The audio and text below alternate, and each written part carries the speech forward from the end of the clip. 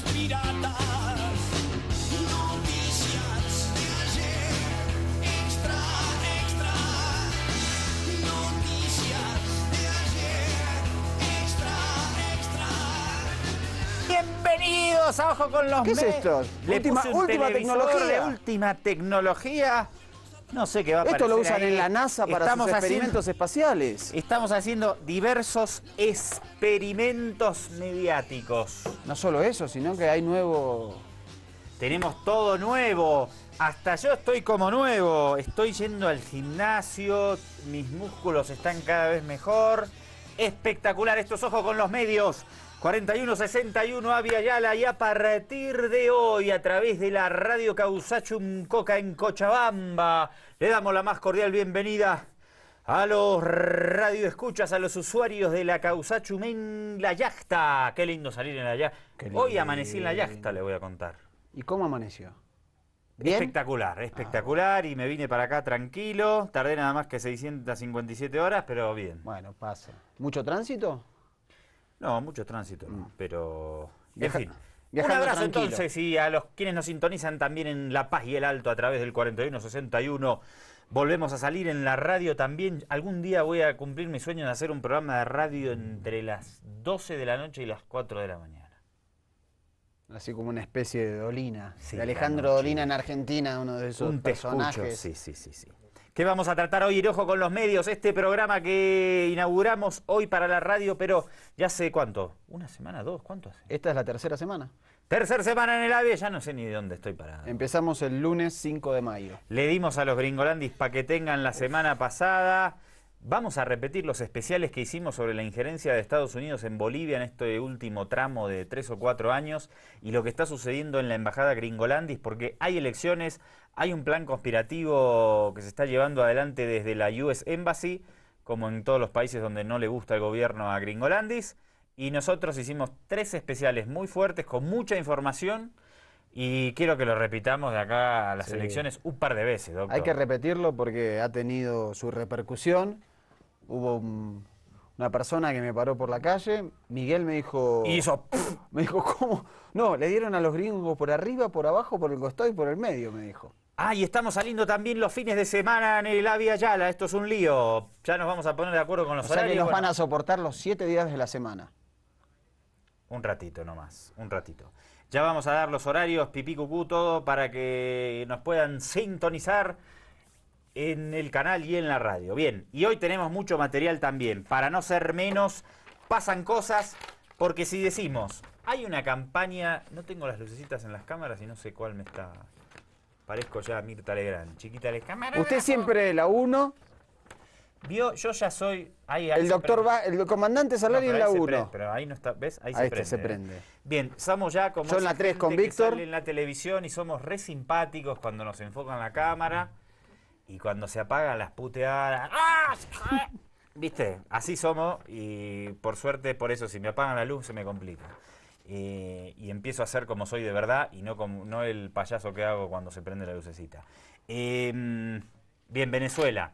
Si decimos que hay un plan, una conspiración para desestabilizar al gobierno boliviano y sacarse de encima a Evo Morales, que es una de las figuras centrales del antiimperialismo hoy día, tras la desaparición física de Hugo Chávez, obviamente que el bloque del ALBA es un objetivo permanente del imperialismo gringo.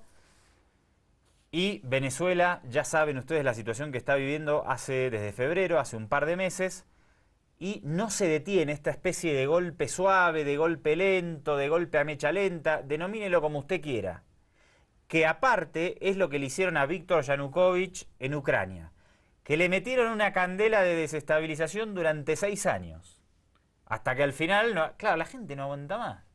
Es que Más allá de los errores propios que pudo haber tenido Yanukovych, que pudo haber tenido el comandante Chávez y que puede tener ahora Nicolás Maduro, que puede tener Evo Morales, como lo tenemos todos en todos los aspectos de la vida. Por supuesto que nuestros procesos políticos tampoco están exentos de tener contradicciones, errores, etcétera, etcétera. Lo que pasa es que esos errores van a ser aprovechados y potenciados. Potenciados por nuestros amigos del norte para aquellos que le molestan sacárselo de encima. Y lamentablemente tienen otra ventaja. Esa ventaja es el tiempo, la paciencia y la Y billetera la platita. para seguir conspirando y conspirando. Pensemos que a Salvador Allende le dan el golpe el 11 de septiembre del 73. Se descubren documentos de la CIA de financiamiento desde 10 años antes de asumir, es decir, en el año 1960, para que evitar que una figura Es que como Allende Salvador Allende fue candidato varias veces. era candidato. Ya cuando era candidato en los 60, Estados Unidos dijo, acá hay que poner plata para que este tipo No. no pase a ningún lado. Bueno, es lo que Cuando decía. ganó, dijeron, ahora hay que hacer una campaña de desestabilización para que no asuma. Sí, salvando las distancias, es lo que también pedía el ex embajador Manuel Rocha, detener a Evo Morales en el año 2001, porque si no se lo detiene ahora, puede llegar a ser en un futuro un líder predominante de Bolivia. Y es una de las cosas que en documentos desclasificados se ve que le reclamaba al entonces presidente Tuto Quiroga de que no habían hecho lo suficiente para frenar a Evo Morales. Después intentaron, y hay un policía que lo denuncia, en la investigación de Estela Caloni, la DEA y la CIA contra Evo Morales. Pero está bueno. La La CIA, CEA y la DEA. no. La CEA es la combinación de la CIA y la DEA, lo cual puede salir un monstruo de le montaron 18.000 un cabezas. operativo a Evo Morales para matarlo en el Chapare cuando era diputado. Le pusieron explosivos en un puente. Fuera de otra ocasión en el año 89 que la DEA también y los Humopar lo golpearon, lo metieron en una camioneta, lo colgaron con una soga, etcétera, Y etcétera. lo dieron por Bien. muerto. Y lo dieron por muerto. Bueno, ya en algún momento vamos a tocar esos temas aquí, pero hoy toca un rato Venezuela, creo yo. Y vamos a conectar Venezuela. Ucrania debemos algún material también. Libia, Gaddafi, Nigeria. Nigeria, no- porque está pasando algo ahora en Nigeria que en los medios de comunicación estamos los periodistas de todo el mundo y las figuras públicas y políticas indignados con el grupo Boko Haram en Nigeria que secuestró a unas pobres niñas. Vamos a hablar del tema también porque esto también hay que desarmarlo mediáticamente. Pero empecemos con Venezuela. Ojo con Nicolás Maduro, presidente de Venezuela, declaraciones del fin de semana. ¿Qué está pasando? No se terminan los planes de desestabilización. Así lo denuncia el presidente de la República Bolivariana. Hay un plan para llenar de violencia el país. Los golpistas no han renunciado a sus intenciones de destruir el país por la vía de la violencia. Oído, jóvenes. Y algunos de estos perversos, golpistas, guarimberos, se han dado la tarea de buscar bandas criminales dedicadas a la violencia y contratarlas, y le están pagando con droga, y le están pagando de distintas formas. ¿Para qué? Para llenar de violencia y mandar a matar. En algunos casos mandar a matar a figuras conocidas de la política, etcétera, de la televisión, con bandas criminales que llenen de violencia para llevar al país al caos. Ahí está, hay una nueva modalidad que están implementando en la República Bolivariana, que es el tema de los asesinatos selectivos, que es nueva en Venezuela, pero no es nueva en otros países donde se quieren excitar conflictos internos, conflictos étnicos, generar guerra civil. Y ahora lo estamos empezando a ver en Venezuela. Esperemos que esto no prospere, pero hubo algunos dirigentes ligados al oficialismo que han sido asesinados en las últimas semanas. Esperemos que no tengan éxito, porque recordemos que Estados Unidos, tras la invasión a Irak, un país que vivía en una tensa calma, digamos, durante el gobierno de Saddam Hussein o la dictadura, llámelo como lo llame, lo cierto es que después de la invasión en 2003, Estados Unidos hizo un esfuerzo muy grande por impulsar una guerra civil allí que dura hasta hoy, es terrible. Tenemos que hacer... Porque asusó las diferencias interreligiosas. Había un cóctel explosivo que Estados Unidos se encargó de agitar profusamente, que es el de chiitas, sunitas, y también la presencia de una gran población kurda. Se metió Al Qaeda, que no existía para nada. ¿Tenemos a Hillary con Al Qaeda hoy? Sí.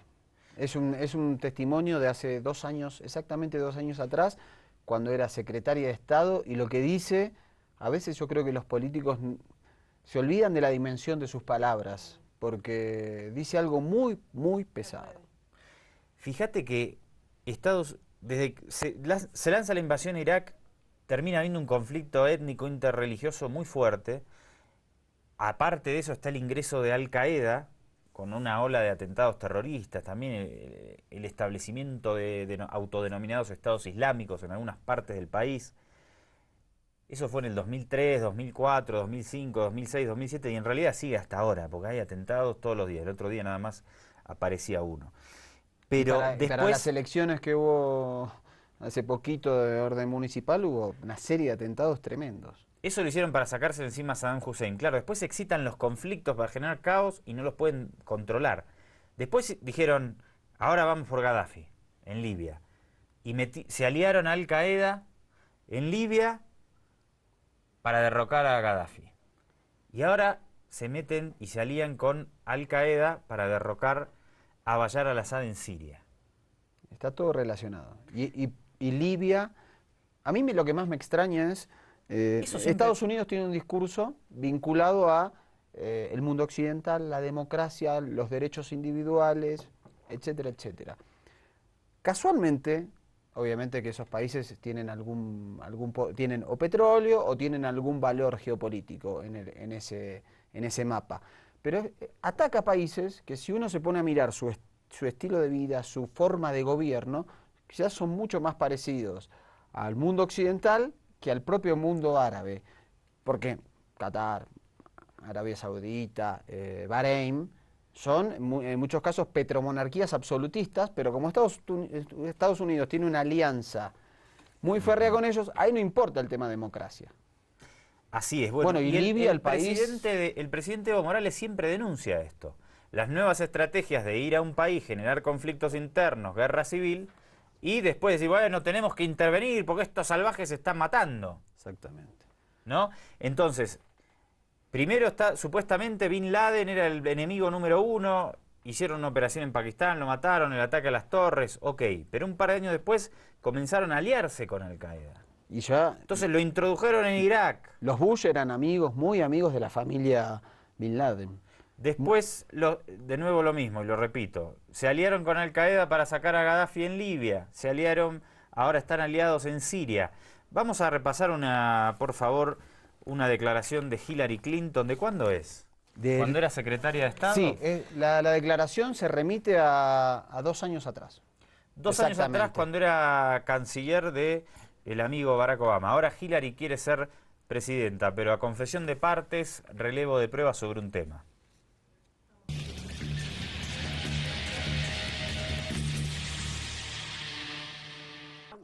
So if you think if we walked away from this, didn't give them money today, it would be worse for us from a security standpoint. I do.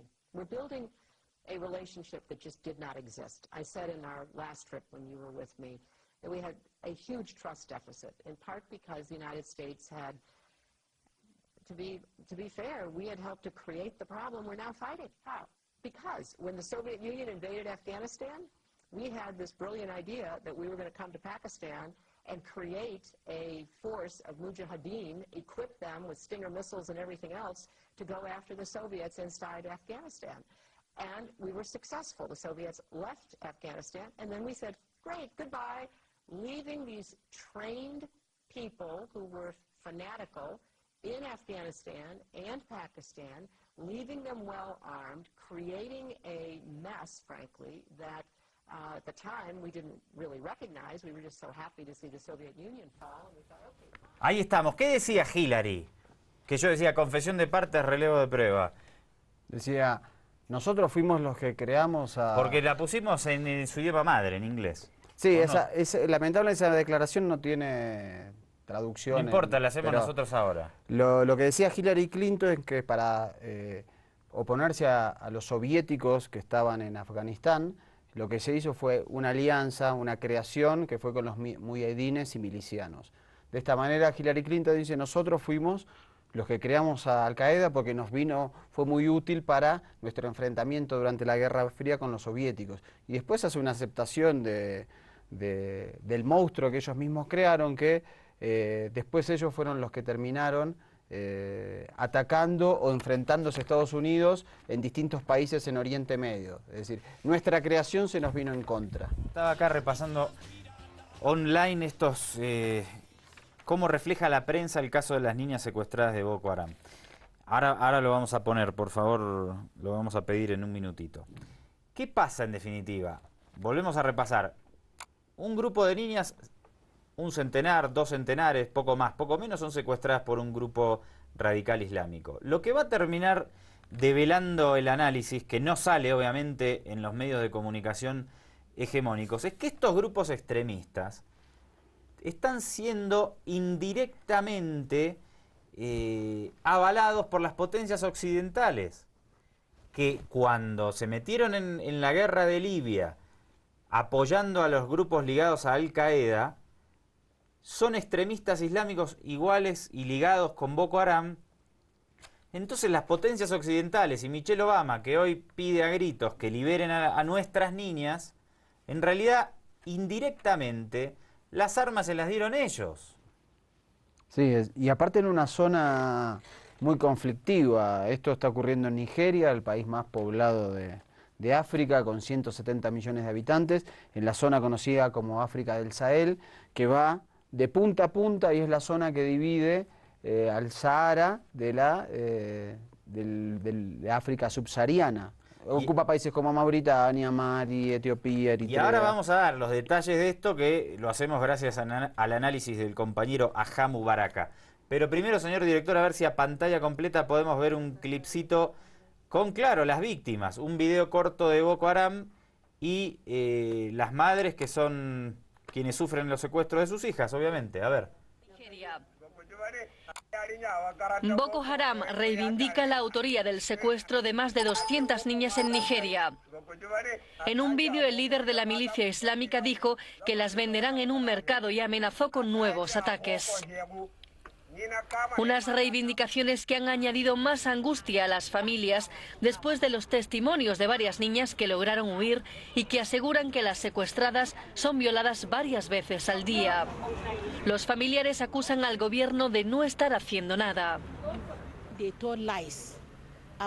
El gobierno solo cuenta mentiras sobre la búsqueda de las niñas. Ahora estamos descubriéndolas. Han mentido desde el principio, ha dicho una de las madres. La líder del movimiento de protesta ha sido arrestada hoy. Su entorno sospecha que la detención se ha producido para frenar las manifestaciones ante la inminente celebración del Foro Económico Mundial de África que tendrá lugar en Abuya.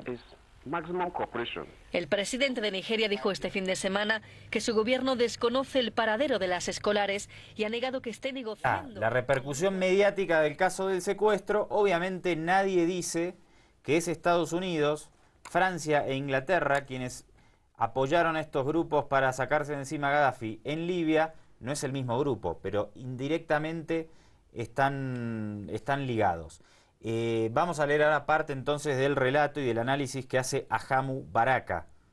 Dice: Boko Haram es incomprensible si es descontextualizado de la desestabilización, muerte y destrucción desencadenadas en África del Sahel a África Occidental como resultado de un evento histórico, la cruel obliteración del Estado de Libia por la OTAN. Después sigue diciendo: el expresidente nigeriano Olusegun Obasanjo expresó lo que muchos en África temían por el ataque de la OTAN contra Libia. Sabíamos que el fin de las operaciones en Libia habría consecuencias, dijo el expresidente nigeriano. Y la consecuencia sería dónde terminarán todas las armas. O sea, ¿dónde terminarán las armas que la OTAN le dio a los extremistas islámicos en Libia? Dice un expresidente nigeriano. ¿Dónde estarán algunos de aquellos que han sido entrenados en el uso de armas y cómo serán responsabilizados? Boko Haram se benefició de la desestabilización de varios países en todo el Sahel después del conflicto en Libia, recibiendo armas y entrenamiento de un Al Qaeda envalentonado y sus patrocinadores saudíes. Claro, cuando se inicia una guerra dice que se sabe cómo empieza, pero no cómo se termina, ¿no? La destrucción de Libia no condujo solo al fortalecimiento de Boko Haram.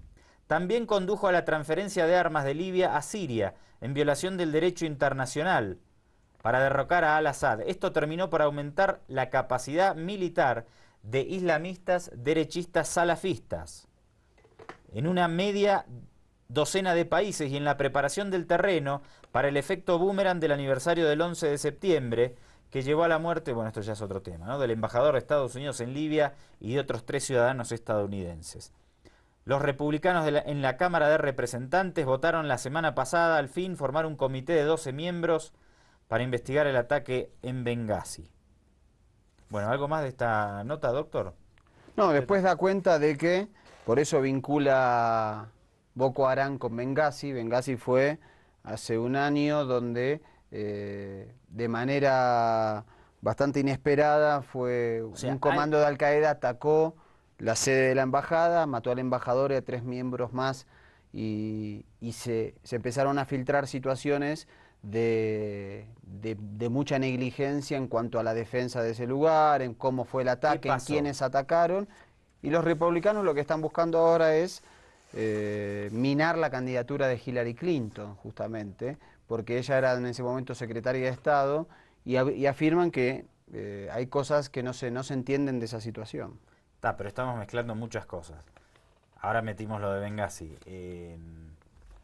Primero dijimos, Estados Unidos se alió a Al-Qaeda para derrocar a Gaddafi en Libia. ¿Qué pasó? Después de que fue derrocado Gaddafi, hubo un ataque de Al-Qaeda, claro, porque se alían circunstancialmente, porque les conviene para un determinado fin estratégico, pero después eso se le va de las manos. Primero, como hicieron en Afganistán, que se aliaron primero en contra de los soviéticos y después Al-Qaeda se dio vuelta y los terminó atacando. En Libia pasó algo similar, aunque en menor escala. Se aliaron para que Al-Qaeda opere militarmente contra Gaddafi, sacaron a Gaddafi y tiempo después esos mismos milicianos de Al-Qaeda atacaron la embajada de Estados Unidos en Bengasi y mataron al embajador. Sí, y eso generó, obviamente, una conmoción interna dentro del ámbito político estadounidense. ¿Qué pasa ahora? Que cuando recurrimos al análisis de personalidades africanas sobre este tema, nos encontramos con un expresidente nigeriano que dice, a este grupo Boko Haram que secuestró a las niñas, se llenó de armas, de las armas que la OTAN le dio a Al-Qaeda en Libia, que está relativamente cerca de Nigeria. Sí, también relata... ¿Sí? O sea, sí. ¿ven cómo está conectado?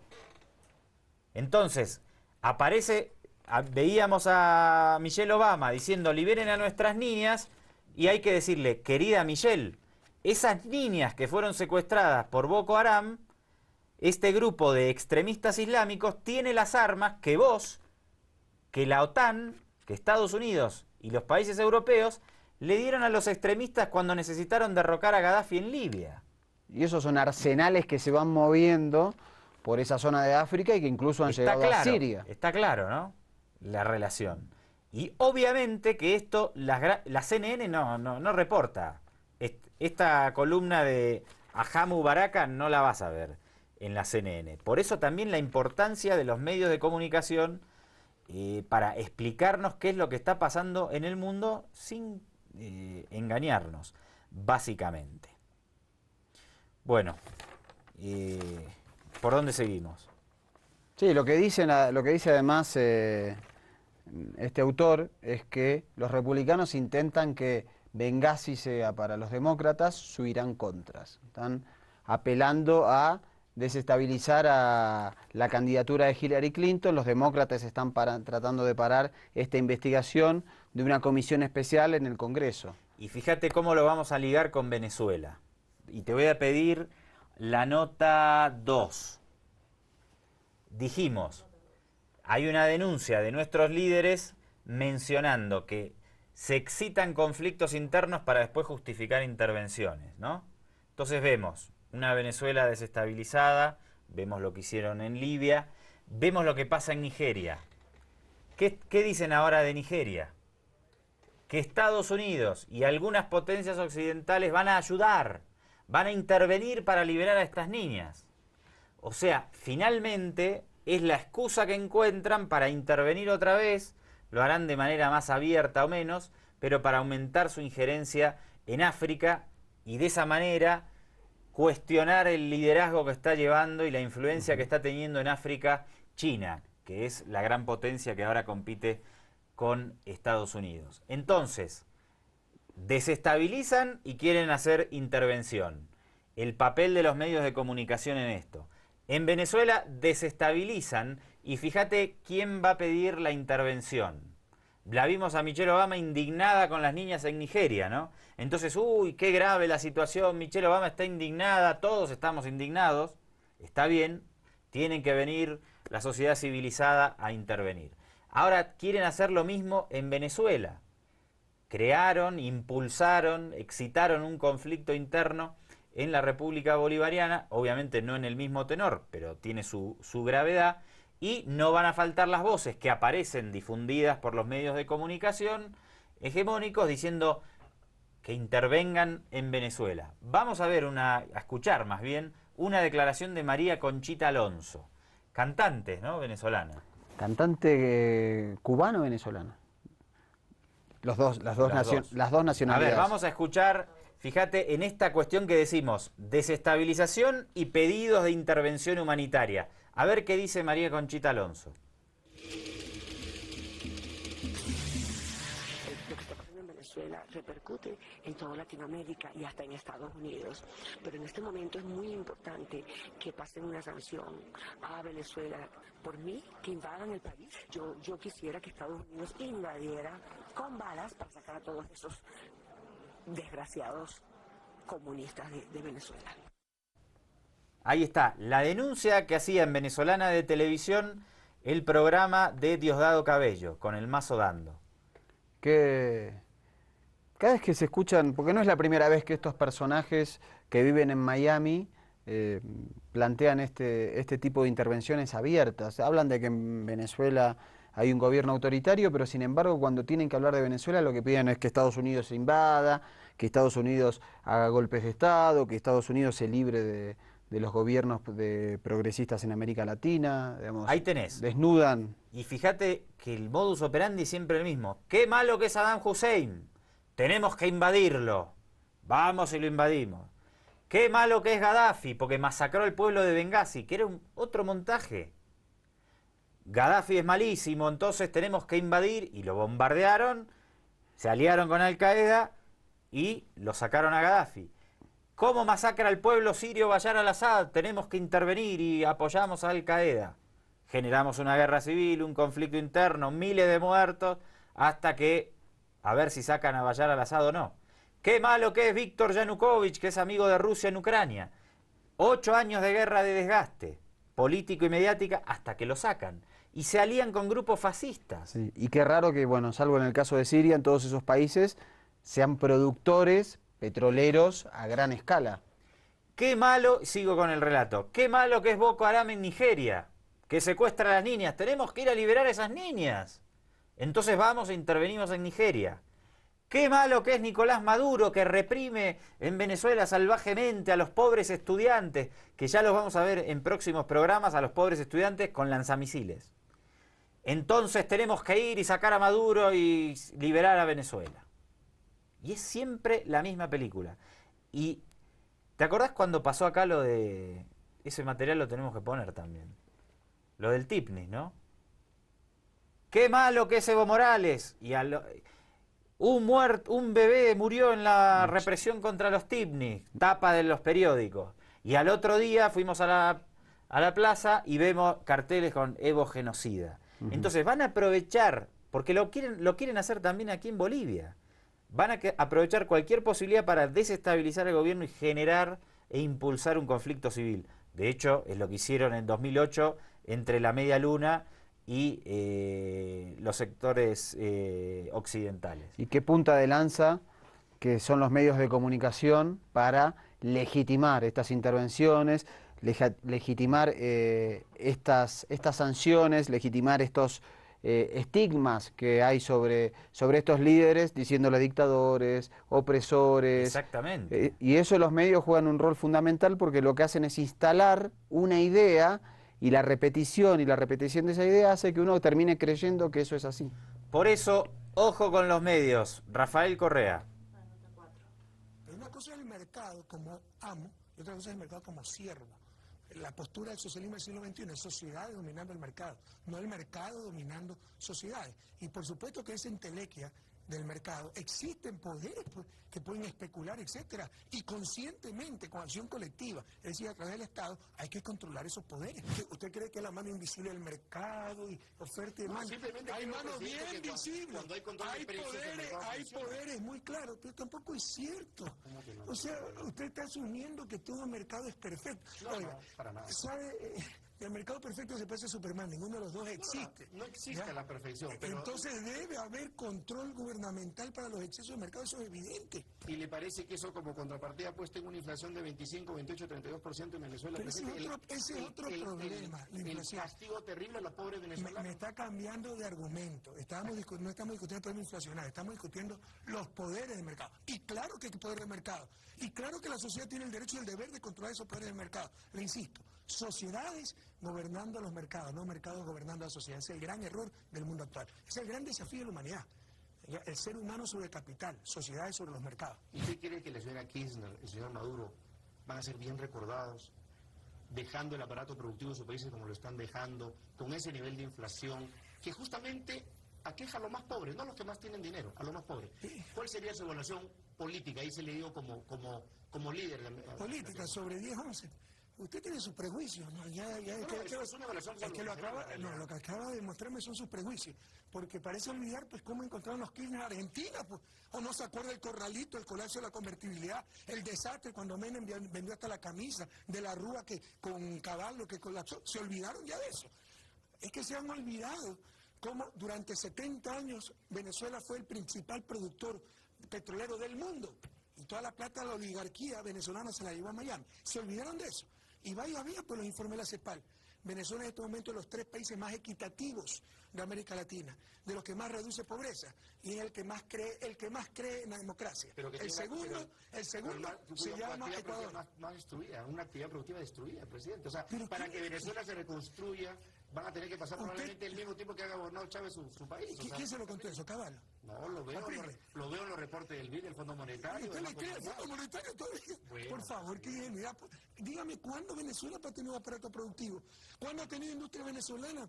Oigan, no importaban todos los oligarcas porque nunca les interesó desarrollar las fuerzas productivas venezolanas. Venezuela importó siempre todo. Ahora con Chávez se ha intentado crear una industria venezolana. Superemos los prejuicios, veamos objetivamente las cosas. Veamos también los procesos históricos. ¿Qué era Venezuela antes de Chávez? ¿Qué era Argentina antes de los Kirchner? ¿Y le parece prohibido olvidar Latinoamérica? ¿Y le parece Venezuela un país más libre ahora? Pero por supuesto, mandan los pobres. Pues. Lo que pasa es que los dueños de los periódicos son los que se perdió el poder. Oye, usted lee la prensa ecuatoriana. Tenemos las cárceles repletas de periodistas. Tenemos preso a todo dirigente social porque criminalizamos la protesta social. Vaya, vea, pues quién está preso en el país. Pero eso es lo que pone la prensa. Yo soy un dictador autoritario. No hay independencia de poderes, controlo de todos los poderes. La justicia es una sucursal del Ejecutivo. ¿Es un invento de la prensa, pero por supuesto, pues es un poder fáctico que ya perdió su dominio. Y está desesperado y busca por todos los medios afectar a los gobiernos que no se someten a su poder. ¿O acaso, históricamente, uno de los poderes que ha dominado nuestra América no es el poder mediático? Rafael Correa, que siempre hace y es muy enfático en denunciar el poder de los medios, aliado siempre, claro, al poder de los mercados. Y se discutía allí en una entrevista picante, seguramente repasaremos algunos otros lapsos de esa entrevista en otros programas. Vamos al corte, ahí está, el poder mediático, la situación en Venezuela, la desestabilización y este comportamiento ya reiterado de generar desestabilización y pedidos de intervenciones, lo repasamos en Ojo con los Medios hoy. Vamos al corte con un pequeño clipcito justamente de la situación que están impulsando los medios de comunicación en Venezuela. Ya regresamos con Ojo con los Medios.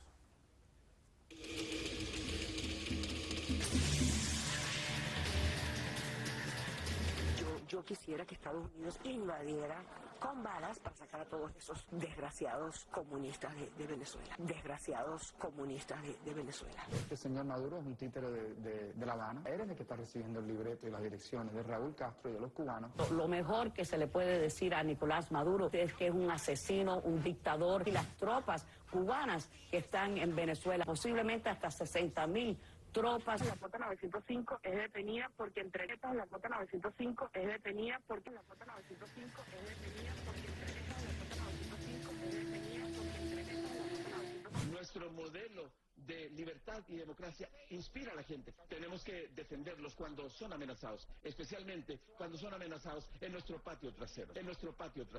¿Cómo definirías a Hugo Chávez? Es una muestra de que la evolución no es lineal. Lo que se conoce como se empeora la raza. En este caso, sin ninguna duda. Pero, ¿cómo la recibiste y qué sentiste? Con tremenda alegría, la verdad que tenemos bastante tiempo esperando saber noticias del presidente y afortunadamente, bueno, llegó lo que tenía que llegar y a celebrar ahora.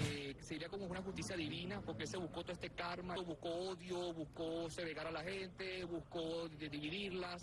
Sabes, el socialismo mediocre de Hugo Chávez y por fin estamos celebrando que Venezuela es libre. Bueno, esas son algunas de las cosas que salen en los medios y trabajo nuestro aquí sentados a través de la Via Yala y la Causachum en Cochabamba es denunciarlo y contextualizarlo, pero ponerlo sobre la mesa y no guardarlo. ¿Cómo va a responder a toda esta campaña el gobierno venezolano? Parte de esa estrategia.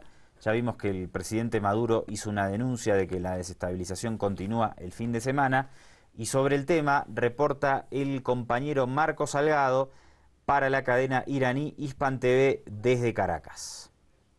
El gobierno venezolano dijo basta y decidió denunciar a la administración de Barack Obama por lo que aseguran es una intromisión sostenida de Estados Unidos en los asuntos internos de Venezuela. El presidente Maduro ordenó que se realice una presentación con pruebas en organismos regionales y mundiales. En un programa de la televisión privada de Venezuela, el canciller Jagua explicó el eje de la denuncia. Nosotros, como nación libre e independiente, no le reconocemos al gobierno de los Estados Unidos ni a su parlamento ninguna autoridad extraterritorial para legislar contra Venezuela o sobre Venezuela, ¿no?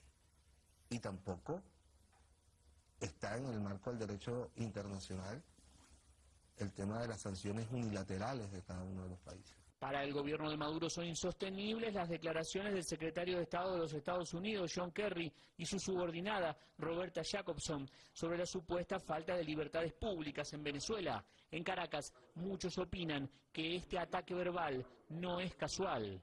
Han enconado, sí, la acción contra Venezuela en los últimos meses porque creyó Estados Unidos que hoy se presentaba una oportunidad para salir del presidente Nicolás Maduro, para acabar con la revolución bolivariana y dar un viraje con ella a toda la región. Para este analista hay una relación directa entre el gobierno de Estados Unidos y los hechos violentos que en los últimos meses dejaron más de 40 muertos en Venezuela.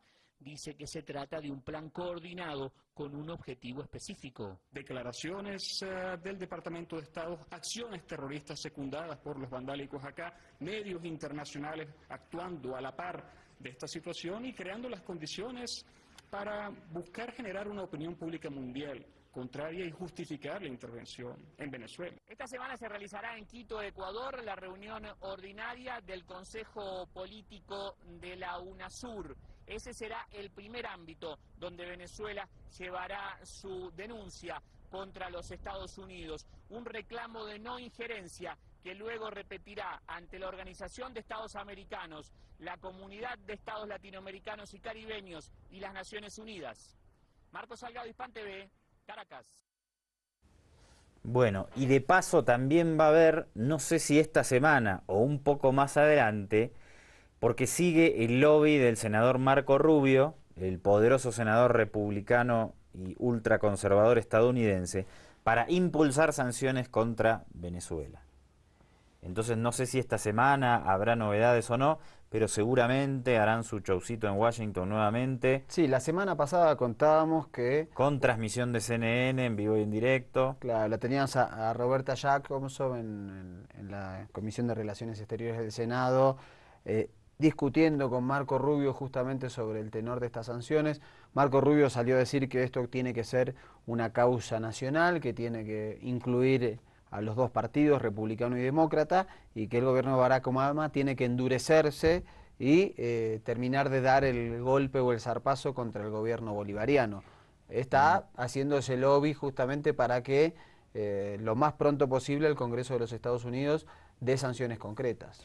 Sería bueno que volvamos a repetir y tengamos siempre presente el material que poníamos al aire la semana pasada de Marco Rubio avalando a Luis Posada Carriles en Miami, ¿no? En estos clipsitos, vamos a armar unos clipsitos con algunas imágenes significativas sobre el caso Venezuela y en general de otras cuestiones que ocurren en el mundo relacionadas con los medios, con la política, y estaría bueno que aparezca Rubio como uno de los directivos de la organización que defiende a Posada Carriles, grabación que poníamos en escena en capítulos anteriores. Pero la situación en Venezuela va a seguir dando que hablar y nosotros obviamente aquí vamos a seguir tratándola porque además el papel de los medios de comunicación aquí, como en todos los conflictos de la geopolítica mundial, juega un papel preponderante.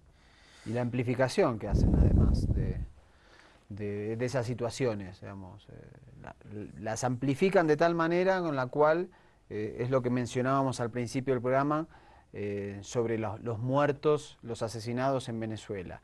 La instalación de estos asesinatos da a entender que simplemente se trata de ciudadanos opositores asesinados por la fuerza pública bolivariana. Cuando uno entra en el detalle observa que más de la mitad son líderes de base bolivarianos asesinados con métodos paramilitares, es decir, asesinatos selectivos hechos por francotiradores o hechos en barricadas. Muchos miembros de la Guardia Nacional asesinados mientras intentaban limpiar las guarimbas o las calles donde no se permitía el paso a los ciudadanos. Y estas cosas no se reflejan, no se dicen y hasta han llegado al tupé de nombrar a militantes chavistas asesinados como si fueran opositores.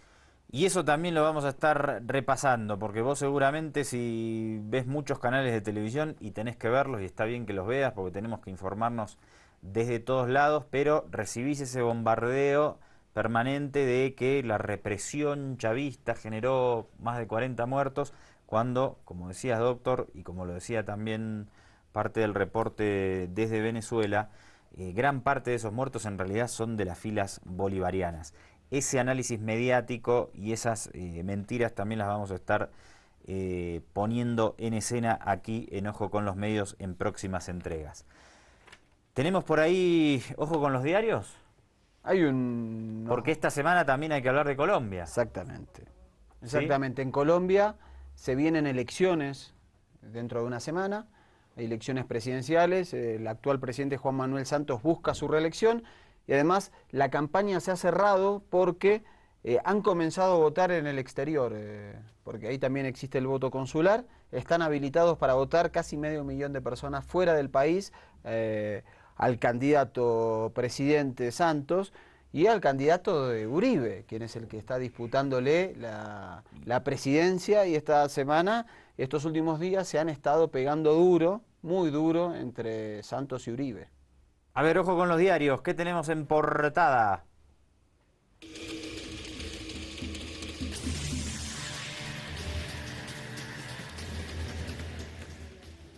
Periódico El Tiempo de Colombia. Reunión de Zuluaga y hacker sacude campaña. Dice, ya vamos a estar dando detalles de este caso. Guerra sucia. El Espectador de Colombia también. Esto lo vincula a la aparición de un hacker en el cual, digamos, ha espiado la campaña del candidato presidente Juan Manuel Santos, han intentado desprestigiar y hacer campañas sucias para cambiar un poco el curso de la elección, y un poquito de suerte le ha dado porque Santos ha perdido un poco esa ventaja que tenía. Y una más, Uribe quería que yo fuera su títere, dice Santos. Fuerte declaración del presidente Juan Manuel Santos, que era ministro de Defensa, nada más y nada menos, de Álvaro Uribe. Y ministro de Defensa cuando fue atacado el cuartel de las FARC en territorio ecuatoriano. Es decir, un duro estamos hablando, no es un dato menor. Pero cuando fue presidente, la tortilla se dio vuelta. Al final Santos, que todos creíamos iba a ser más duro aún que Álvaro Uribe, inició el proceso de paz, arregló las relaciones con Venezuela, con Ecuador. Eso ha aportado muchísima paz para la región, porque en el norte de Sudamérica, los años de Uribe presidente, fue terrible. Una guerra de baja intensidad permanente entre Colombia y Venezuela, entre Colombia y Ecuador, y eso realmente generaba muchísima inestabilidad en esos tres países y obviamente en todo el bloque suramericano. Santos cambió eso, y eso no le gustó para nada al expresidente Álvaro Uribe, un guerrerista a toda ley, que habla prácticamente de que Santos es el nuevo Fidel Castro. Y esa declaración de Santos estaba buena. Santos creyó que yo iba a ser su títere y nada que ver. Y lo está atacando, y en esa nota Santos habla de que Uribe es uno de los principales opositores a los acuerdos de paz que se están llevando en La Habana entre las Fuerzas Armadas Revolucionarias de Colombia, la FARC y el gobierno, y que están muy avanzadas. Y lo que está haciendo Uribe a una semana de las elecciones es seguir bombardeando ese proceso, que ha avanzado muchísimo, porque de la agenda de 4 puntos ya se han puesto de acuerdo en 3. Estamos por primera vez, como dijo el presidente Correa, que la paz en Colombia creo que es el titular de la última década, dijo el presidente Rafael Correa en el especial que tuvimos hace 2 viernes. Andrés Mariano, ¿qué tal? ¿Cómo les va? En esta ocasión y en esta columna me gustaría comentarles un estudio en el cual se plantea de que pues, el tema de ver televisión, escuchar radio, leer periódico está disminuyendo y se está incrementando el uso del Internet para estas cosas. Y es que pues, en un estudio reciente se ha planteado de que pues, este fenómeno está sucediendo gracias a las nuevas tecnologías, es decir, el uso de los teléfonos inteligentes, el uso de las tablets también están revolucionando la forma como la gente se está informando. Y es que pues, este estudio plantea que la gente pasa más tiempo revisando su correo, sus redes sociales, enterándose de algunas noticias a través de este medio del Internet. Y esto plantea un nuevo desafío para la gente que está involucrada con los medios. Y es cómo llegar a esto, pues que este estudio plantea de que pues, el tiempo de horas que pasa la gente mirando televisión, escuchando radio e inclusive leyendo periódicos ha disminuido.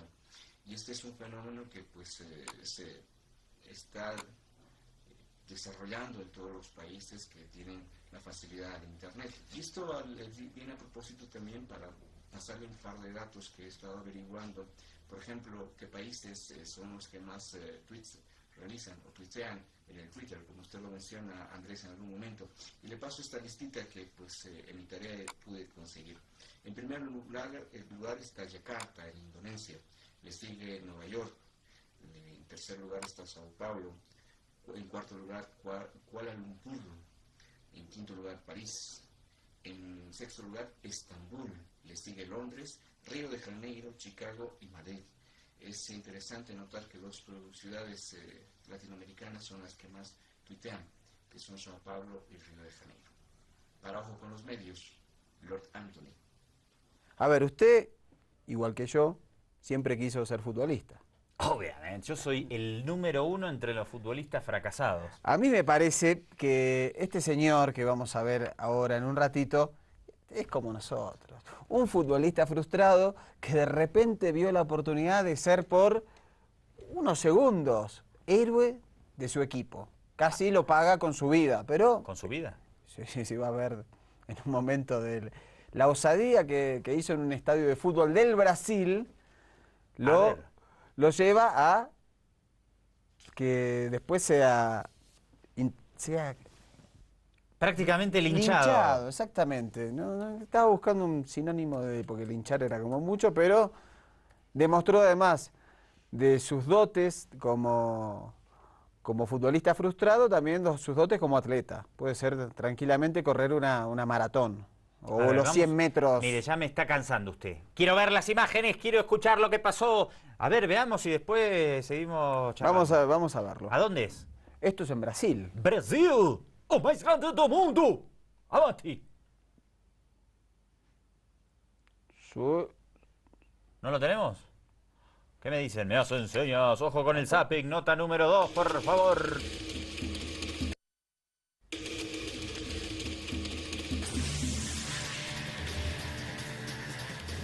Hasta aquí, todo normal. Una ocasión de gol en un partido de cuarta división de la Liga Brasileña entre el Tupí y el Aparecidense. El delantero avanza, pero encuentra un portero inesperado. El masajista del equipo contrario que evita el gol hasta en 2 ocasiones.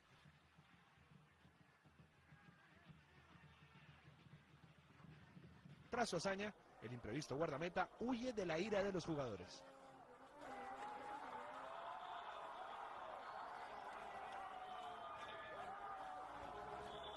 Los jugadores dicen que soy el jugador número 12 y que prácticamente aseguré la clasificación del equipo. El gol que evité fue como si hubiéramos marcado el tanto de la clasificación. Pero no corrió más rápido que el win izquierdo. No, impresionante. Aparte después le hicieron un reportaje, continuó con su sueño de niño de ser futbolista y en el reportaje le dicen, ¿qué sintió? Me sentí un héroe, porque gracias a eso mi equipo logró la clasificación, fue como marcar un gol, dijo. Y en el realidad, masajista. Reglamentariamente no pueden convalidar un gol si la pelota no entra y todo el pipí cucú. O sea que si pasa lo que pasó recién... no es gol. Un masajista que se paró en la línea de gol y le frustró el grito al equipo contrario, la pelota si no pasa la línea no es gol y no vale. Y chau. Exactamente, sí, es lo mismo que si la pelota interfiere, que suele pasar en el árbitro, en el juez, claro. Se considera que el juez no es fantasma, aunque puede tocar la pelota y que sea gol o evitar una situación manifiesta de gol.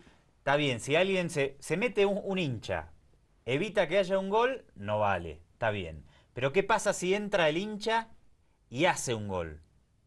¿Vale el gol? No, eso no vale porque porque no es jugador. No es jugador, es ajeno al... No, separaría el partido en ese momento. Pero... Es raro, ¿no? Y el fútbol tiene...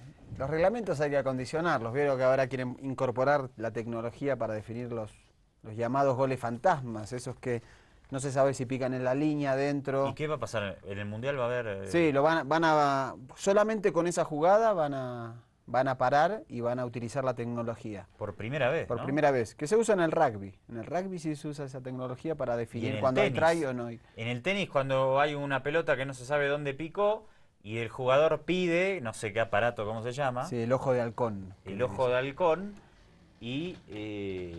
No, pero en el ojo de halcón es usted, por ejemplo, es Federer, sí, y yo soy Nadal. Sí. Entonces tiene una cantidad por partido. Si las va por set, si las pierde, se le van acumulando. Si acierta, las va conservando.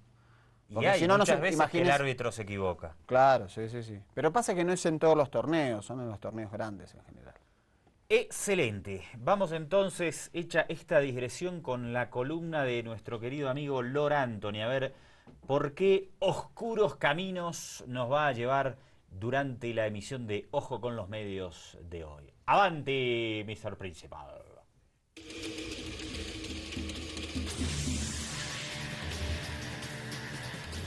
Andrés Mariano, para esta columna, pues decidí hablar un poco de este rompecabezas. Sí, este rompecabezas, el cubo Rubik o cubo mágico, que este año cumple 40 años.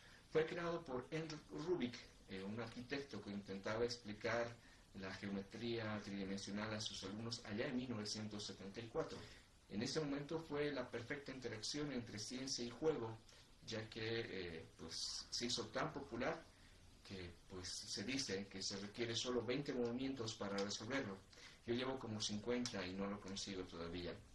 El cubo Rubik más grande del mundo está en Nashville, Estados Unidos. Mide 3 metros y pesa 500 kilos. Un dato curioso sobre este rompecabezas es que su propio creador, Hendrik Rubik, le tardó un mes en resolverlo, así como lo escuchan, un mes. A raíz de este desafío, en 1981 se creó el primer mundial para resolver este rompecabezas y se realizó en Múnich, Alemania. Y allá en 1981 el récord para resolver fue de 38 segundos. Sin embargo, ahora el récord de resolución de este rompecabezas es de 7.8 segundos. Sí, 7.8 segundos. Es tan popular este juego, este rompecabezas, que pues hay ahora hasta cubaólicos anónimos, ¿sí? Cubaólicos anónimos, que ayudan a la gente en la adicción a resolver este rompecabezas. Es más, se ha creado un movimiento artístico denominado rubicubismo, que trata de hacer estatuas, retratos en base a este rompecabezas. Yo seguiré intentándoles y nos encontramos en la próxima vez. Ojo con los medios, ojo con Lord Anthony. Qué mentiroso que es Lord Anthony. ¿De dónde saca? ¿Cómo va a ser 7,8 segundos el coso ese? Yo me acuerdo. Cuando llegó a Argentina, principios de la década del 80, pucha, bueno, era fácil, claro. Nunca pasé de hacer una sola cara. Una cara. Y sí, me acuerdo que ahora ya no está, no hacen más, ¿no? Pero era una enfermedad mundial. Yo en un momento logré hacerlo. Logré hacer todas las caras. No, nunca. Y hace poco vi uno, me lo prestaron para tratar de hacerlo y no pude. Es tremendo el Rubik ese. Pero sí, hay unos dementes que se pasan la vida, de onda lo digo, haciendo esa vaina, y dice Lord Anthony, habrá que creerle. Que alguien lo hizo en 7.8, no puede ser. Pues, bueno, lo que sea, de alguna manera lo hicieron. Pero está interesante. ¿Pero se consigue la vaina esa en algún lado para comprar? Habría que ir a jugueterías, ¿no? Ahí en las ferias, ir tal vez por la Eloy Salmón, tal vez se consiga. Yo creo que sí. ¿Pero como antigüedad o como...? Sí. No, como juego. Como juego. Hay algunos que son a mí me frustra tremendamente eso. Cuando era niño también los rompecabezas. Hay que tener mucha paciencia. Ay, por Dios, sin paciencia. De 1000 piezas, no. Hay gente que se apasiona con eso, que ayuda para el estrés, lo relaja, se desentiende de las preocupaciones cotidianas, pero... ¿Qué lo desestresa? A mí me desestresa, por ejemplo, cocinar. Cocinar, no. Pero esa vaina del Rubik, no sé qué, el puzzle, rompecabezas, no lo soporto. Me pone de mal humor. Leer. Me desestresa. Leer. Hay que desestresarse. ¿Quién está del otro lado de la pantalla de la radio, se estresa o se desestresa viendo y escuchando Ojo con los medios? Yo creo que se enoja. ¿Se enoja? Yo ante algunas cosas me agarra la sangre, me hierve. Me hirve la cabeza, decía Palmiro. Me sublevo digamos, es como que uno va viendo muy en detalle, digamos, la maldad en el mundo, demasiado en detalle. Hay cositas que pasan en el mundo que lamentablemente molestan mucho. Por eso vamos a durar bastante poco como periodistas. Ya llevamos unos años suficiente. Creo que el año que viene, el otro, chao. Se acabó, porque dar noticias realmente, a veces, algunas noticias enervan la mente. A la vida lúdica. Vamos a hablar hoy de Colombia, vamos a hablar de Nigeria si nos da chance. Hay elecciones presidenciales el domingo, no se sabe si va a ganar Juan Manuel Santos. Las encuestas, hasta hace un mes atrás, le daban a Santos una diferencia muy holgada respecto a los que lo seguían. Mantiene su porcentaje, que 4 encuestadoras le ha dado más o menos entre el 26, 27, 29%. ¿Nada más? Sí, muy poco, así que va a haber el 15 de junio una segunda vuelta. Y hay otro candidato, Zuluaga, que lo puso es el Delfín de Santos, Delfín de Álvaro Uribe. Uribe agarró y dijo, mi candidato es este. Pero sabe que hasta hace un mes atrás era el candidato de la Alianza Verde, el que estaba segundo con 17 puntos. Ahora, de los 5 candidatos, el del Partido Conservador, el de la Alianza de la Unión Patriótica y del Polo Democrático también, y el del Partido Verde, bajaron a 10 puntos, 8, 7, y Zuluaga subió este último mes. Gracias al que Uribe lo agarró de acá, y como pana, ¿sí? Y no lo soltó más y empezó a hablar, a bombardear y torpedear el proceso de paz, y ahora dan un empate técnico.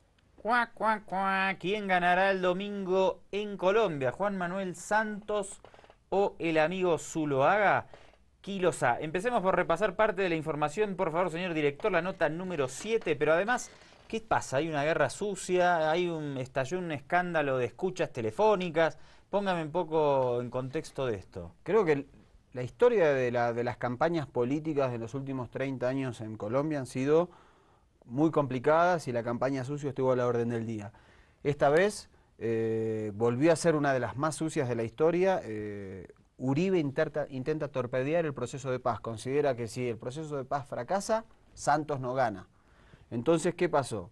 Empezaron a salir informaciones de todo tipo. Una de las informaciones que denuncia el propio presidente Santos es que un miembro de la campaña de Zuluaga, el Delfín de Uribe, es un experto hackeador y que hackeó las conversaciones de paz para tener información para que éstas fracasen. Esto lo vamos a ver parte en el próximo reporte de Telesur. Ojo con la campaña en Colombia. 2 semanas para que el pueblo colombiano decida entre los 5 candidatos en la contienda electoral quién será su gobernante durante los próximos 4 años. Hasta el momento no se ha realizado ni un solo debate presidencial y en los últimos días los medios de comunicación han llenado la mayoría de sus espacios con noticias sobre escándalos que involucran a los 2 principales candidatos que se disputan la silla presidencial, dejando completamente ausente las propuestas de gobierno. Desde que se dio a conocer que el asesor JJ Rendón, quien trabajaba en la campaña presidencial de Santos, pudo haber recibido 12 millones de dólares provenientes del narcotráfico y que un hacker que trabajaba en la campaña del uribismo había intervenido comunicaciones con el objetivo de poner en peligro los diálogos de paz que se adelantan en La Habana, la guerra sucia se agudizó. Titulares de medios dentro y fuera de Colombia dan cuenta de ello. Por ejemplo, Caracol.com dice: guerra sucia empaña la campaña presidencial. El Mundo de España reseña: la campaña electoral en Colombia pasa de plana a sucia. Y Noticias Bolivianas titula: guerra sucia sacude el cierre de la campaña en Colombia. Pese a ello, los días pasan y todo parece indicar que los colombianos acudirán a las urnas el próximo 25 de mayo, sin conocer de la mano de los medios de comunicación que propone cada candidato. Cuac, cuac, cuac. Bueno, la campaña sucia en Colombia, los medios de comunicación siempre metidos por allí, el análisis que hacía la cadena Telesur. Pasamos ahora, ¿te parece, a Hispan TV? Sí, que Hispan TV cuesta un poquito los entretelones de estos intentos de desestabilizar un proceso de paz. Recordemos que hace aproximadamente un mes atrás el presidente Correa, en una entrevista a la CNN, calificó al proceso de paz en Colombia como la noticia de la década en América Latina. Así que imagínense el poder de daño que quiere infringir Uribe a Colombia y al proceso de paz. Claro, tengan en cuenta que Colombia vive una guerra, un conflicto interno desde principios de la década del 60 oficial. Porque en realidad desde el Bogotazo en 1948, cuando asesinaron a Jorge Eliezer Gaitán, un líder popular que parecía que iba a romper con los partidos tradicionales, aunque venía de un partido tradicional, pero no era un político tradicional. Era la época de la aparición de los nacionalismos en América Latina. Surge Jorge Eliezer Gaitán en Colombia en 1948, allí estaba presente Fidel, fue asesinado por la oligarquía colombiana. Eso inició el conflicto interno colombiano que se fue agudizando. A principios de 1960, 1964, nacen las Fuerzas Armadas Revolucionarias de Colombia. Y desde entonces hasta ahora, aunque se dice muy fácil, sentados desde acá, hubo un conflicto interno en esa hermana nación entre los gobiernos oligárquicos y las guerrillas colombianas. Primero la FARC, después el ELN. E incluía en eso, posteriormente, la aparición del paramilitarismo, es decir, fuerzas irregulares armadas por la oligarquía y por el propio Estado, que combatían paralelamente a la guerrilla, y después la aparición del narcotráfico, es decir, un cóctel explosivo que para desactivarlo es muy complicado. es complicado, pasaron 50 años desde el nacimiento de la FARC. Exactamente, ¿no? Sí, 50. Sí, el año 64, exactamente. Exactamente, allá en Marquetalia. Llega al poder Juan Manuel Santos, un delfín de Álvaro Uribe, todos esperaban que se endurezca la cuestión. Hubo un intento de proceso de paz con Andrés Pastrana ya en 1998, si no me falla la memoria. Y que de hecho fue donde se desmilitariza prácticamente la mitad del territorio colombiano. Fracasa ese proceso de paz. También hubo un intento en el medio con la Unión Patriótica de la FARC de decir, bueno, pasamos a la lucha política electoral en los años 80. 2000 fueron, 2000 dirigentes. 3000. Entre el 85 y el 90, 3000 dirigentes de la Unión Patriótica, podríamos decir el brazo político de la guerrilla de la FARC, fueron asesinados. Entre ellos, varios candidatos, prácticamente todos los cuadros. Y después recuerde que, claro, en el año 89, Jaramillo, que era uno de los candidatos, y Pizarro, uno por la Unión Patriótica y el otro por el M19, por la Alianza M19, son asesinados por paramilitares, por las fuerzas paramilitares. Con 55 años, este economista con un máster en finanzas públicas, casado y padre de 3 hijos, exalcalde de Pensilvania, su municipio natal, y ministro de Hacienda en el segundo gobierno de Álvaro Uribe, propone gobernar a Colombia con mano firme y corazón grande, el mismo lema de gobierno de su mentor político. Apoya nuestras tesis desde que yo era gobernador de Antioquia. Y su gobierno, en caso de ser elegido, ¿va a ser el primer gobierno de Óscar Iván Zuluaga o el tercer gobierno de Álvaro Uribe? Sí, yo me siento muy orgulloso de ser el candidato del uribismo. Gobernaré con las ideas con las que me he comprometido, con mi carácter, con mi sello, con mi talento.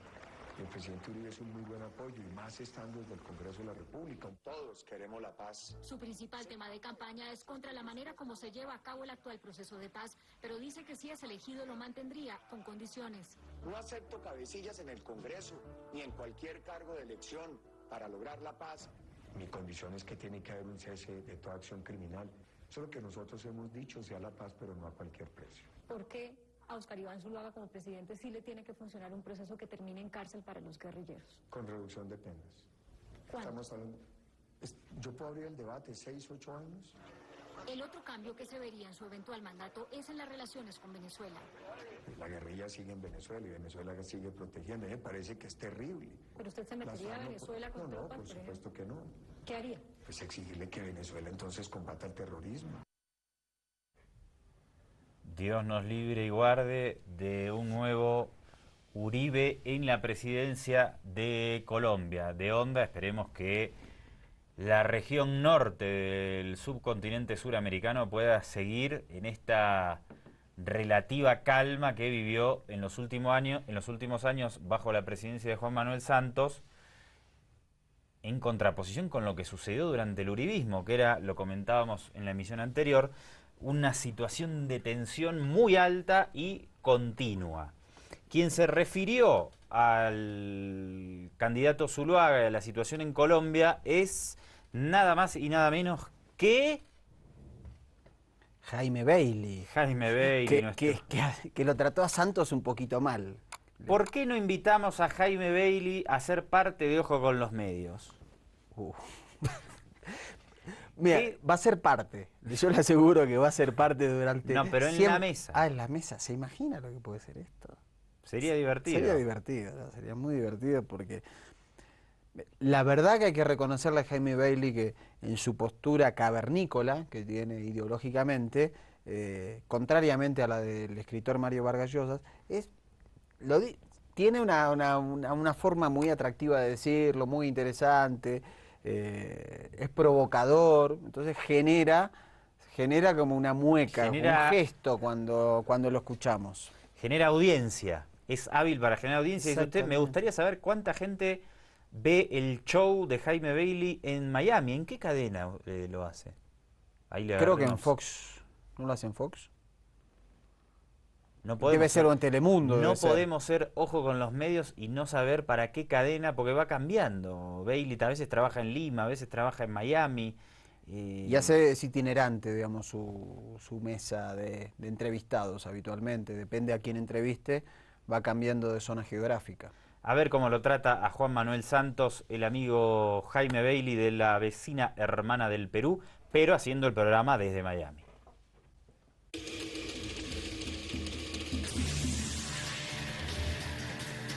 se acomodó con la dictadura de Caracas, con la dictadura de La Habana. Santos es un antiguo amigo de Fidel Castro. Gabo hizo los buenos oficios de componedor, los presentó. Y entonces Santos, en lugar de confrontar a esos dos gobiernos de izquierda autoritaria, como había hecho valientemente y con bríos Álvaro Uribe, Santos se acomodó dócilmente a esas dos dictaduras. Santos tiene una manera de decirlo que... Es un grande, Jaime Bailey, le mandamos un abrazo. Y a todo esto, ¿en qué anda Álvaro Uribe? Que tiene una actividad súper intensa en las redes sociales. Sí, es un... El Twitter de Álvaro Uribe lo seguimos hace rato. Es un tuitero, aparte, un tuitero profuso, de a 20, 30, 40, 50 tweets por día, y generalmente intenta imponer una opinión política, digamos, es casi un tratado dentro del Twitter. Es muy inteligente, evidentemente el equipo que lo hace muy bien porque pega y pega duro, digamos. En 140 caracteres hay que decir cosas. No es lo que le pasa a Samuel Doria Medina acá con sus twitters, que no son nada originales. Bien, pero además de utilizar mucho el Twitter, Álvaro Uribe tiene un blog, una página web, y allí, en su línea ultraderechista extrema, obviamente difunde distintos tipos de materiales. Nosotros vamos a poner el ojo en uno de ellos a continuación.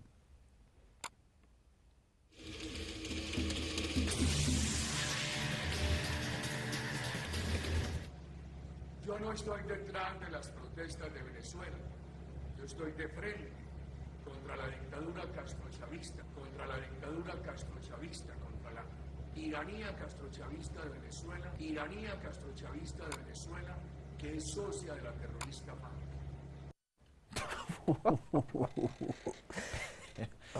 ¿Por qué no le hicieron un plano 4.3 o 16.9? Estaba larga. Pasa que la página, en la página parecía así raro. En su blog, tiene un blog que también es una fuente de consulta de literatura fantástica en muchos aspectos.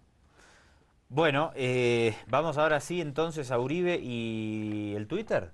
Sí, Santos. Vemos como en las redes sociales, en este caso en el Twitter, le ha pegado, le ha pegado creo que mucho más a Santos que a Maduro en el último tiempo.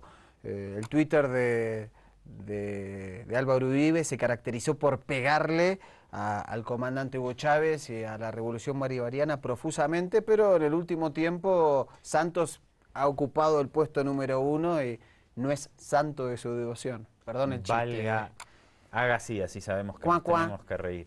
A ver qué dices el amigo Uribe en su Twitter contra Santos.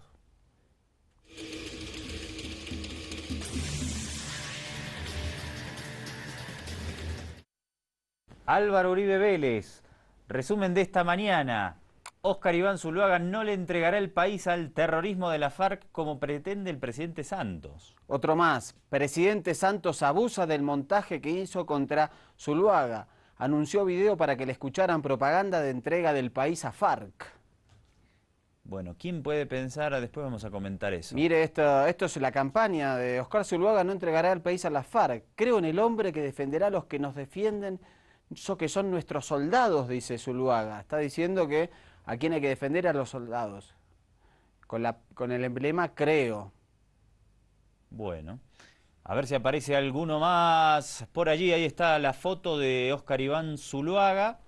¿Cerramos con este, doctor? Sí, porque esa es la campaña política de hoy, que es contra el proceso de paz. Usted fíjese que lo que dice es, no puede haber proceso de paz porque a quienes tenemos que defender son a los militares. El otro día declaró un expresidente colombiano, no era Samper y no era Pastrana, sobre el tema del proceso de paz. Habrá sido... Y dijo este exmandatario, que no recordamos ahora exactamente quién es, que quién va a creer que por llevar adelante un proceso de paz, el presidente Santos pasa a ser calificado como Castro comunista o Castro chavista, que simplemente lo que está, y lo decía un exmandatario, lo que está viendo es un proceso de paz. Ok, queremos pacificar el país, Pero no puede ser una visión tan simplona como que, bueno, querés hacer un proceso de paz, le vas a entregar el país a la FARC. O te aliaste y vas a llevar el país hacia el castrocomunismo. Esta posición es ultra guerrerista del presidente Uribe, del expresidente Uribe, y de su delfín, ahora el amigo Óscar Iván Zuluaga.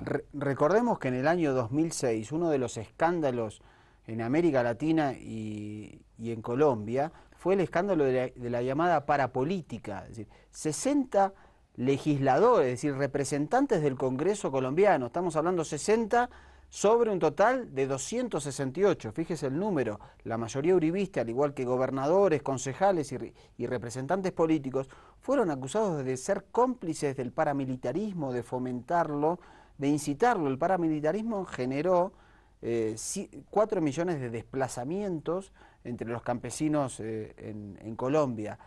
Produjo la muerte de 3.000 líderes de la Unión Patriótica, que fueron exguerrilleros que decidieron pasarse a la política y dejar las armas. Provocó también la muerte en los últimos 25 años de 3.200 líderes sindicales. Entonces, es muy grave el negarse un proceso de paz y muestra la complicidad por un país en el cual haya sectores sociales que no sean parte nunca, que sean marginados, que sean y que apartados. Siga la guerra. Y que siga queremos la guerra. que siga la guerra, no queremos negociar con la FARC porque son terroristas, queremos matarlos a todos, o sea, la negación de la Evidentemente hay un misma. negocio en la guerra. Obviamente. ¿Qué tal si pasamos, por favor, a la nota número 15? Uribe desde su blog Artículos contra Venezuela. Volvemos al blog del expresidente Álvaro Uribe. No me animo a llamarle, como hacen muchos, el expresidente narco paramilitar. A ver, dale.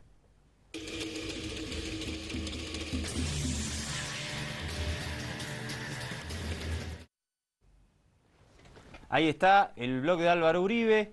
Dice, hay silencio cómplice con la dictadura Venezuela, porque Santos no se atreve a indisponerse con la FARC.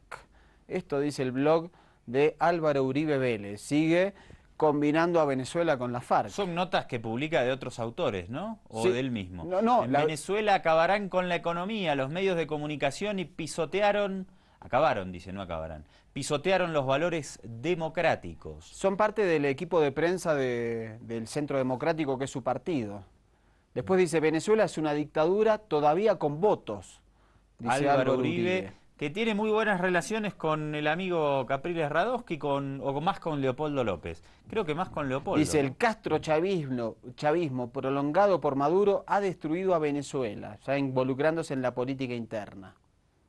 Bueno, como lo venía haciendo desde su presidencia de manera reiterada. Ahí está la línea ultraderechista de Uribe, en consonancia con la de Leopoldo López dentro de Venezuela, en consonancia con la del legislador, el senador republicano ultraderechista Marco Rubio en los Estados Unidos, que podría ser un posible presidenciable en el amigo país Gringolandia. Bueno, y a continuación vamos a compartir con ustedes un pequeño perfil de Zuluaga, el candidato que ha sido designado prácticamente por Álvaro Uribe. ¿Por qué no fue el propio Uribe? Si...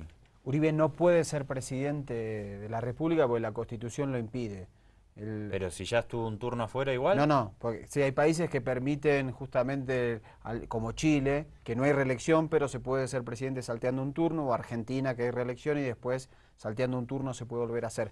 En el caso de Colombia no, por la Constitución del año 91, solo se permite una reelección. Y después, chau, nunca más. Después nunca más, como en Estados Unidos. Es la misma situación, la misma norma jurídica. ¿Cómo? Entonces Uribe no puede ser presidente nuevamente. Por eso él es senador. Recordemos que en las elecciones municipales de hace unos 2 años, él es candidato a senador y encabeza, es el presidente de la bancada del Senado en Colombia, de su partido. Su candidato entonces es el amigo Zuluaga. A ver, un pequeño perfilcingo del compañero Zuluaga.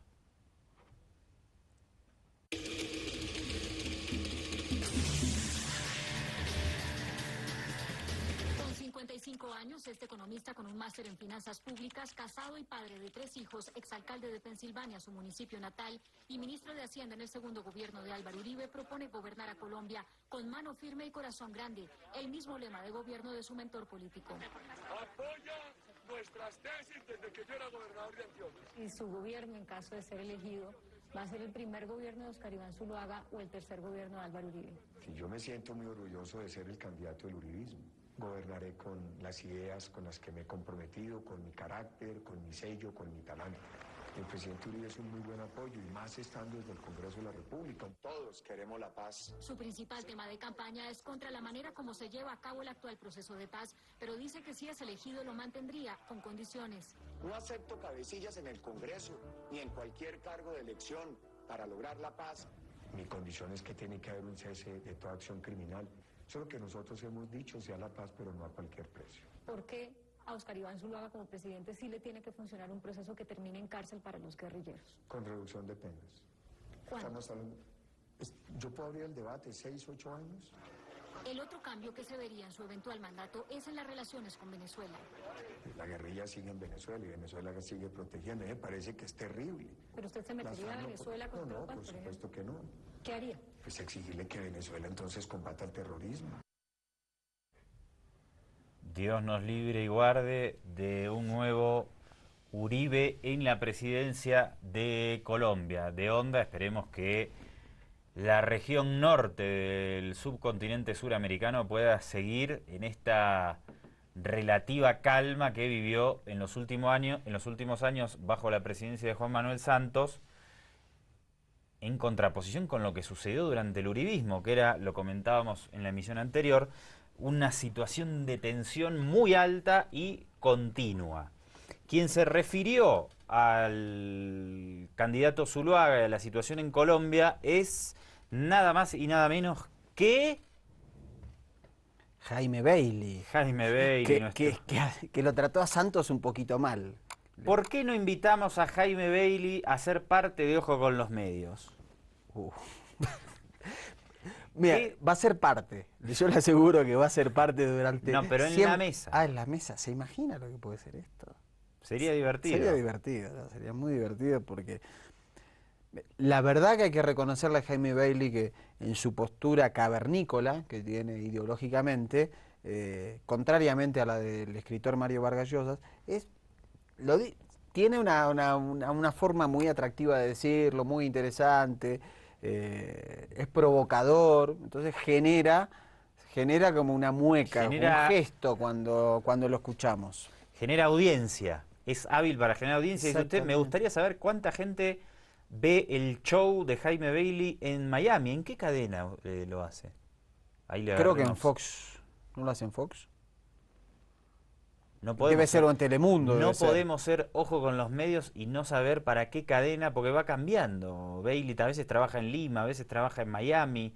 Y es itinerante, digamos, su mesa de entrevistados habitualmente. Depende a quién entreviste, va cambiando de zona geográfica. A ver cómo lo trata a Juan Manuel Santos, el amigo Jaime Bailey de la vecina hermana del Perú, pero haciendo el programa desde Miami.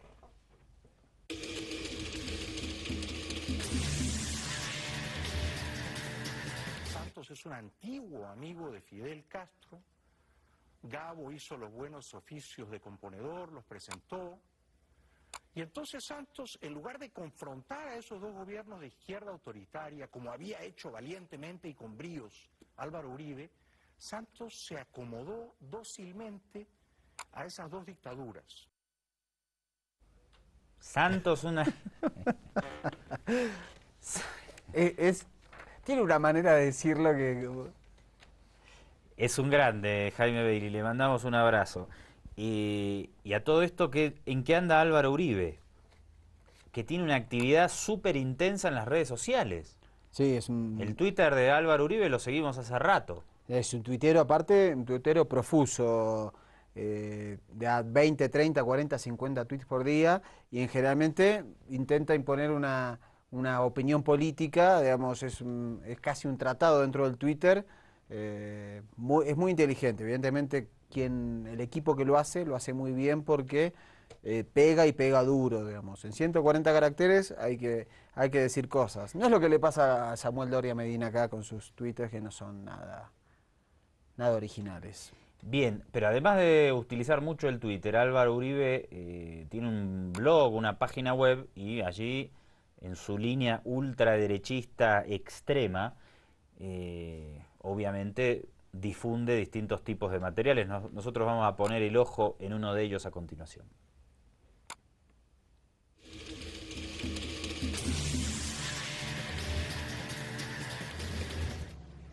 Yo no estoy detrás de las protestas de Venezuela.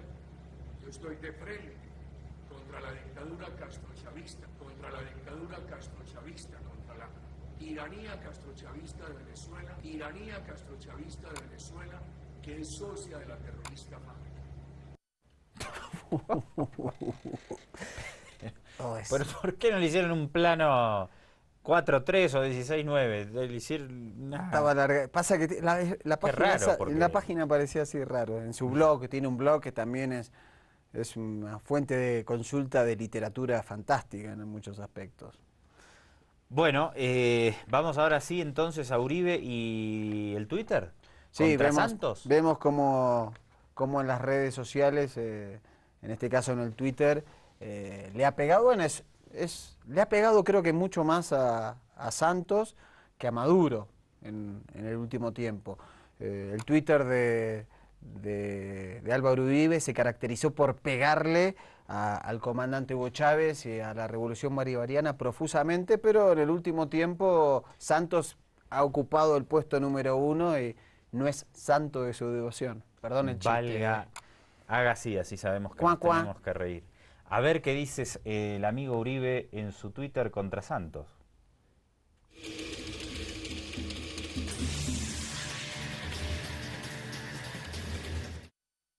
Álvaro Uribe Vélez, resumen de esta mañana. Óscar Iván Zuluaga no le entregará el país al terrorismo de la FARC como pretende el presidente Santos. Otro más, presidente Santos abusa del montaje que hizo contra Zuluaga. Anunció video para que le escucharan propaganda de entrega del país a FARC. Bueno, ¿quién puede pensar? Después vamos a comentar eso. Mire, esto es la campaña de Óscar Zuluaga no entregará el país a la FARC. Creo en el hombre que defenderá a los que nos defienden, que son nuestros soldados, dice Zuluaga. Está diciendo que a quién hay que defender, a los soldados. Con el emblema creo. Bueno, a ver si aparece alguno más por allí. Ahí está la foto de Óscar Iván Zuluaga. ¿Cerramos con este, doctor? Sí, porque esa es la campaña política de hoy, que es contra el proceso de paz. Usted fíjese que lo que dice es, no puede haber proceso de paz porque a quienes tenemos que defender son a los militares. El otro día declaró un expresidente colombiano, no era Samper y no era Pastrana, sobre el tema del proceso de paz. Habrá sido... Y dijo este exmandatario, que no recordamos ahora exactamente quién es, que quién va a creer que por llevar adelante un proceso de paz, el presidente Santos pasa a ser calificado como Castro comunista o Castro chavista, que simplemente lo que está, y lo decía un exmandatario, lo que está viendo es un proceso de paz. Ok, queremos pacificar el país, pero no puede ser una visión tan simplona como que, bueno, querés hacer un proceso de paz, le vas a entregar el país a la FARC, o te aliaste y vas a llevar el país hacia el castrocomunismo. Esta posición es ultra guerrerista del presidente Uribe, del expresidente Uribe, y de su delfín, ahora el amigo Óscar Iván Zuluaga. Recordemos que en el año 2006, uno de los escándalos en América Latina y en Colombia fue el escándalo de la llamada parapolítica. Es decir, 60 legisladores, es decir, representantes del Congreso colombiano, estamos hablando 60 sobre un total de 268, fíjese el número, la mayoría uribista, al igual que gobernadores, concejales y representantes políticos, fueron acusados de ser cómplices del paramilitarismo, de fomentarlo, de incitarlo. El paramilitarismo generó 4 millones de desplazamientos entre los campesinos en Colombia. Produjo la muerte de 3.000 líderes de la Unión Patriótica, que fueron exguerrilleros que decidieron pasarse a la política y dejar las armas. Provocó también la muerte en los últimos 25 años de 3.200 líderes sindicales. Entonces, es muy grave el negarse un proceso de paz y muestra la complicidad por un país en el cual haya sectores sociales que no sean parte nunca, que sean marginados, que sean apartados. Siga la guerra, y que siga queremos la guerra. que siga la guerra, no queremos negociar con la FARC porque son terroristas, queremos matarlos a todos, o sea, es la negación de la política Evidentemente hay un misma. negocio en la guerra. Obviamente. ¿Qué tal si pasamos, por favor, a la nota número 15? Uribe desde su blog Artículos contra Venezuela. Volvemos al blog del expresidente Álvaro Uribe. No me animo a llamarle, como hacen muchos, el expresidente narco paramilitar. A ver, dale.